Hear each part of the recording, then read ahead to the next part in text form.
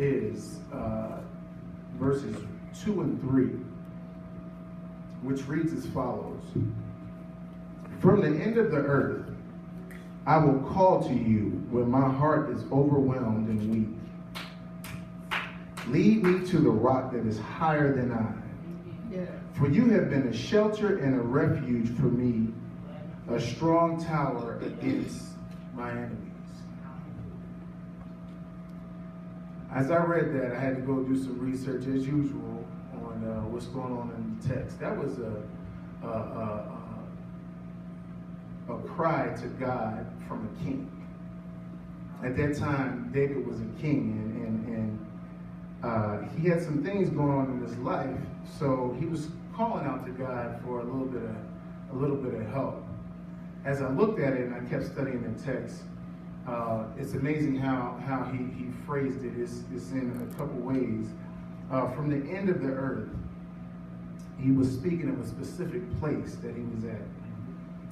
It's also, it's like a location. Sometimes you get out in the middle of nowhere and you're like, God, I need you right now, and come help me out. But this was a little different. This was a metaphor he was using, and this metaphor he meant from the ends of the earth. When he was talking about that, he was talking about from despair. He was talking about from alienation. He was talking about spiritual distance from the Lord. He had something going on in his life that was causing him to feel like he was separated from God, so he needed to reach out to get closer to God in that moment. It didn't say exactly what David was going through at the time when he was reaching out for help. Y'all bear with me over here. This technology, I'm trying to do something new over here. But when he was reaching out for help, it doesn't say exactly what he had going on in his life.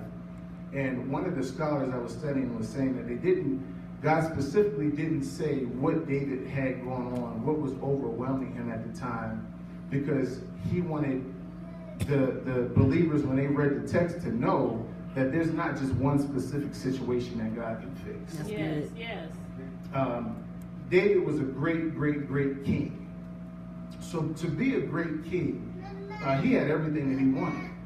He didn't want for anything. So to find a man that needed everything, reaching out for a little more, David was in a state that what he was capable of doing under his own power could only get him so far. Being king, having everything given to you, where am I going? Help me, Holy Ghost. Yes, God. Help me. Yes, God. Being king and having everything, life still got so heavy that he was bogged down and was unable to be happy. Well, I guess if you was happy, you wouldn't have to cry out for God for help. You would Right. be okay with you. Yes. Right? But he had something going on inside him that he felt the need to ask God to take him to the rock that was higher than I. When he was saying that, the text says that David was king, so he held himself at a high esteem. But that emptiness that he was feeling, whatever he was going through, he needed God at that time to help get him there. As I was studying this, I was torn between this and Wednesday. Wednesday, we've been going over the whole armor of God. And this past Wednesday, we were on the helmet of salvation. And when God gave me the scripture, I'm like, how do these two things tie together? David was a man of God. But even being a man of God, he had some things that he had come up against. This past week, I apologize, and I want to do it again. I apologize because on last Sunday, I asked several times, but I completely forgot to mention Reverend Tina's funeral services for her aunt this past Saturday. I talked to her this past week. I had already spoken to her after her stepmom died. And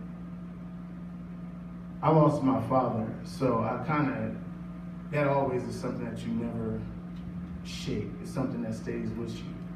So when I called her, I was like, I can kind of relate to what's going on.